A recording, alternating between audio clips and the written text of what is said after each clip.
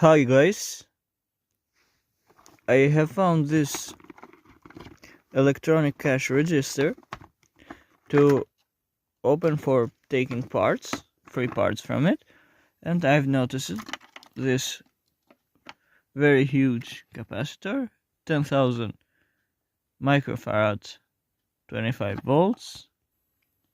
So I've noticed even this capacitor here, 3,300 microfarad to 25 volts.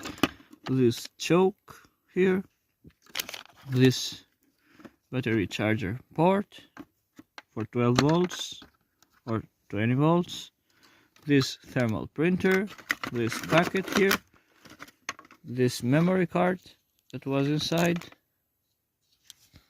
that I will keep it later, this electronic keyboard that I will remove it to see what's inside, this monitor here. Under this printer was this battery. Also it have another battery here underneath, this green one. Let me open up. So guys, this is how this battery is connected here, this board. So guys, under this thermal printer was this huge battery here. Let me open up. So guys, by the look, it seems to be a lithium-ion cell, but let's open further to see it closer.